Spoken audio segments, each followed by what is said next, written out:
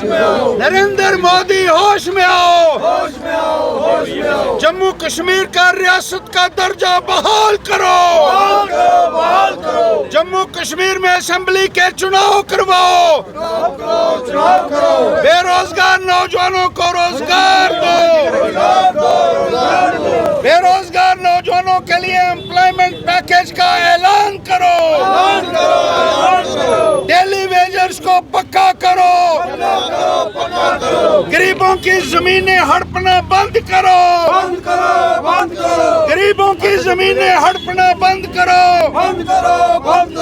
लोगों की पेंशनें बहाल करो। गरीबों की पेंशनें बहाल करो। नरेंद्र मोदी होश में आओ। रियासत का दर्जा बहाल करो। ये नरेंद्र मोदी जी का ये दूसरा दौरा हो रहा है, लेकिन जम्मू कश्मीर के अवाम की कोई भी बात नहीं की जाती है। यहाँ से मंदिर मस्जिद की बात की जाती है उनके भाषणों में, और मुलाजमों को इकट्ठा करके ये कहा जाता है कि उनको 370 सीटें चाहिए। ये भाषण देना होता है प्रधानमंत्री को मुलाजमों को बुलाकर।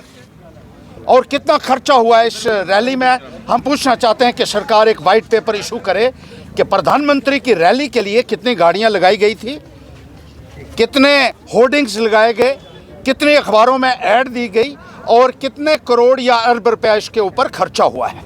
यही खर्चा अगर डेली वेजेस को पक्का करने में लगाते तो सारे के सारे डेली वेजेस पक्का हो सकते थे। कल फिर नरेंद्र मोदी जी का कश्मीर का दौरा हो रहा है।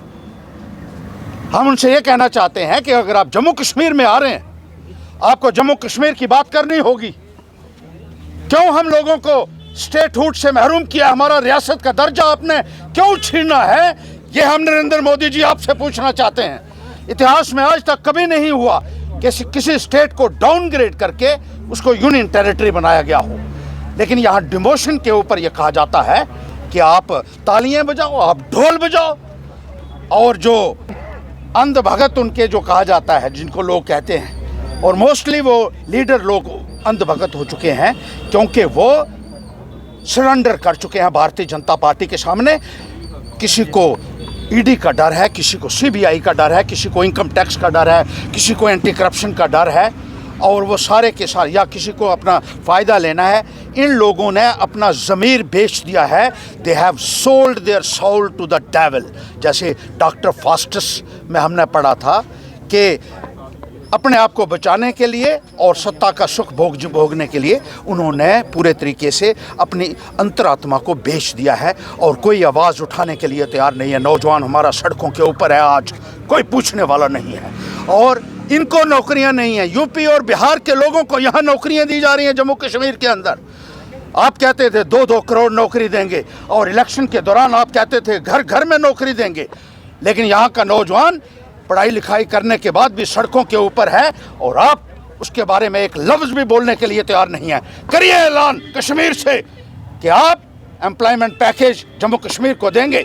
यहाँ का 5 लाख नौजवानों के लिए एम्प्लॉयमेंट पैकेज का ऐलान होना चाहिए। आपने वो नौकरियाँ भी छीन ली, जो 1.5-2 लाख नौकरियाँ यहाँ थी, आपने फ्रीज कर दिया। आपने ये कह दिया कि वो नौकरियाँ कभी भरी ही नहीं जाएंगी। कितनी ज़्यादती है, डेली वेजेस के साथ कितनी ज़्यादती है।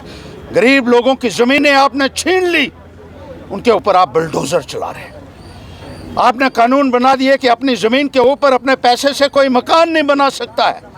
स्मार्ट मीटर आप लगा रहे हैं, बिजली है नहीं कहीं, और टीवी के ऊपर ऐलान करने से कुछ नहीं होगा। मोदी जी 24/7 का जो नारा आप 10 साल से देते आ रहे हैं बिजली देने का, आज देखिए कि कितनी बिजली लोगों को मिल रही है। पानी आप कहते हैं घर घर नल लगा दिए हैं, कहाँ है नल?